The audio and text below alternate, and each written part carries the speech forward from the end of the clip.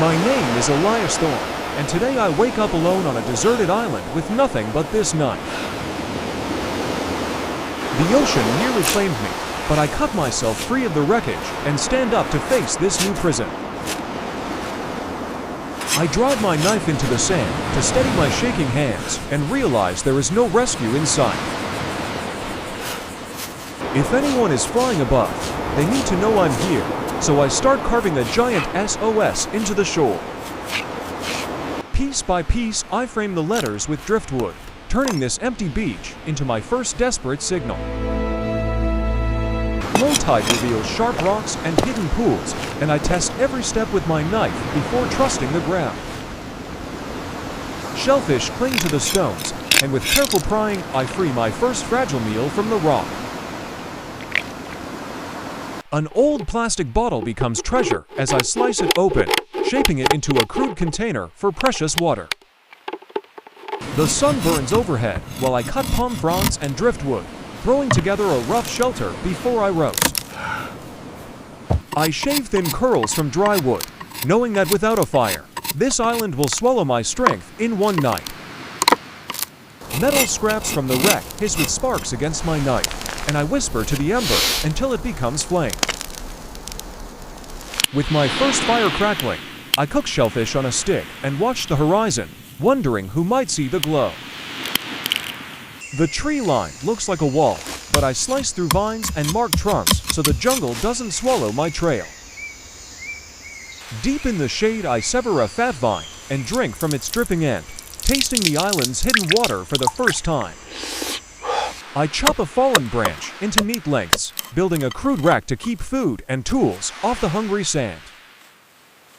From the straightest limb, I carve a spear, sanding it smooth with coral until it feels like an extension of my arm. At sunset, I creep into the shallows with my new spear, letting the fish grow curious around my legs. One quick thrust breaks the stillness, and the shock of my first catch sends a surge of hope through my chest. On the wet sand I got and cleaned the fish, letting the tide carry away the blood and the fear of going hungry.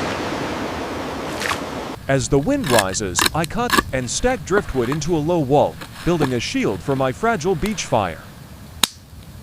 I lie beneath my palm frond roof, knife in hand, listening to strange cries in the dark and wondering what watches me back. At dawn, I carve the first tally mark into driftwood, a simple line that says day one is over and I am still here. The cliffs call to me, and I climb carefully, chipping tiny holes with my knife as the ocean roars below. From the highest rock, I flash the blade toward the open water, sending silent signals to ships that may never come. Coconuts pile at my feet as I hack through their stubborn husks, trading sweat and blisters for food and water. Sweet liquid spills over my hands as I drink, my knife still buried in the shell like a tap into life itself. I shred tough husk fibers into long strands, twisting them into cordage that might one day save me from a fall. With bone and line, I fashion a simple hook, my knife carving tiny teeth that will hopefully bite into tomorrow's breakfast. I sit on a rock jetty casting the hand line into the blue, my knife resting beside me like a silent partner. When storm clouds gather, I race the wind, cutting extra fronds and tying them down before the sky finally breaks. Rain slams into the island, and I punch holes in a plastic sheet with my knife, turning chaos into a free shower of drinking water. When the storm passes, I walk the wreck-strewn beach, sorting junk from treasure with the tip of my blade. Bright cloth is trimmed and shaped under my knife, transforming into a signal flag that screams my presence to the empty sea. I plant the flag on the highest dune and watch it snap in the salt wind, a small defiance against the endless horizon. Back in the interior, I peel bark from a straight tree, testing it as roofing, as bowls, as anything this island will let it become. Near a freshwater pool, I study tracks in the sand, knife ready as I decide whether I'm sharing this island with prey or predator.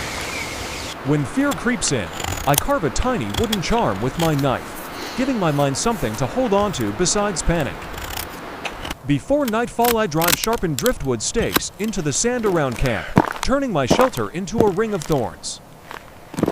On the second night, I sit by the fire, turning the knife in my hands and replaying every decision that kept me alive this far. Under moonlight, I stand alone at the water's edge, knife at my side, watching distant lightning and knowing tomorrow I must go deeper into this island.